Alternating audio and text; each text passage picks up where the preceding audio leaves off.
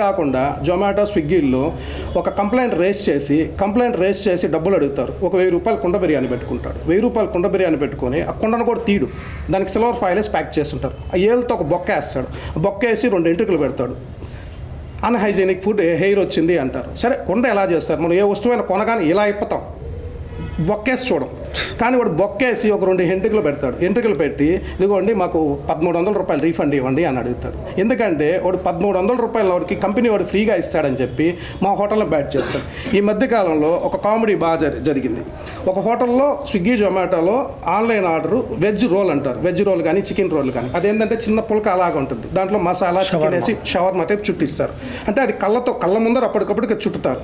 ఒకవేళ మనం తెలియకుండా ఎక్కువ బల్క్లో మిషన్లు అన్నా చేస్తూ ఉంటే ఒక బొద్దింకో ఏదో దూరొచ్చు. చూడండి, ఒక వెజ్ రోల్లో ఒక కస్టమర్ బొద్దింక ఉందని చెప్పి పెట్టాడు.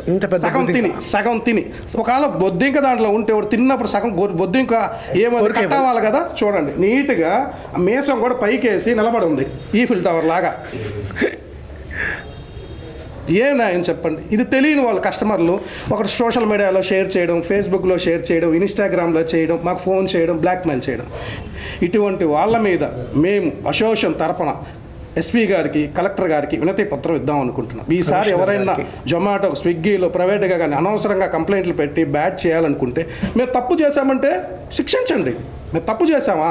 ఇప్పుడు మీరు పేపర్కి కాదు, స్టేషన్కి రండి, మీ దగ్గరలో ఉన్న స్టేషన్కి వచ్చి కంప్లైంట్ ఇవ్వండి. మా మీద అలాంటి హోటల్లో మీరు చేసాం, మాకు హాని జరిగింది, మాకు ఆరోగ్యం దెబ్బతింది, కంప్లైంట్ ఇవ్వండి. ఎఫ్ఐఆర్ కడతారు, ఫుడ్ డిపార్ట్మెంట్ వాళ్ళు వస్తారు, వెరిఫై చేస్తారు, వెరిఫై చేసి మమ్మల్ని శిక్షిస్తారు, లేకుంటే మా హోటల్ సీల్ చేస్తారు. అంతేగాని మీరు ఊరికే పెట్టేసి షేర్ చేస్తూ ఉంటారు. ఇప్పుడు ఎప్పుడైతే ఈ సోషల్ మీడియాలో ఇన్స్టాగా, ఇప్పుడు ఎగ్జాంపుల్ ఒక మాట చెప్తానండి. నెల్లూరులో హోటల్లో జర్రి వచ్చింది. సరే, హైదరాబాద్ సుబ్బయ్య హోటల్కి వెళ్ళింది. తర్వాత ఇంకొక 10 రోజుల తర్వాత ఆ జర్రి పిఎస్వై విజయవాడ హోటల్కి వెళ్ళింది. ఈ జర్రీలకి ఏం పని ఉండవా?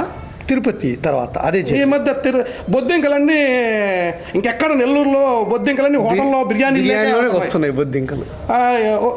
ఇది ఎలా అయిపోయిందంటే, నేను నిన్ను బ్లాక్మెయిల్ చేయగలను, నీ వ్యవస్థను నాశనం చేయగలను అని కొందరు ఆకతాయిలు కలిపి చేస్తున్నారు.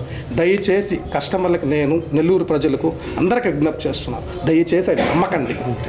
ఎవరు ఇప్పుడు ఒక చికెన్ ముక్క ఎక్కువ వేస్తే కాటా పెరిగితే మాకు ఏమన్నా నష్టం అని ఒక ముక్క తీసేస్తాం. బొద్దింకేస్తే ఏమొస్తుంది మాకు? బొద్దింకేమన్నా వస్తే మాకేమైనా క్వాలిటీ వస్తుందా, టేస్ట్ వస్తుందా? అది ఏమన్నా నెయ్యా? చెప్పండి, నెయ్యి? అది నెయ్యి కాదు కదా. కావాలని ఎవరు ఏమి చేయరండి. మీరు దయచేసి ఈ అపోహలు నమ్మకాకండి. నెల్లూరులో ఉన్న హోటల్స్ అన్నీ క్వాలిటీ మెయింటైన్ చేస్తున్నారు, కలర్ వాడట్లేదు, టేస్టింగ్ సాల్ట్ వాడట్లేదు, ఏది వాడట్లేదు. ఎందుకంటే నిత్యం మన Venkateswara sir food safety department వాళ్ళు తనిఖీలు చేస్తానే ఉన్నాడు. కాకుండా ఆయన నామ్స్ ప్రకారం మీడియాతో రావట్లా, వస్తున్నాడు, తనిఖీలు చేస్తున్నాడు, శాంపుల్ తీసుకుంటున్నాడు, ల్యాబ్కు పంపిస్తున్నాడు, ల్యాబ్కు పంపించి వచ్చిన రిపోర్ట్తో కేసు ఫైల్ చేస్తున్నాడు.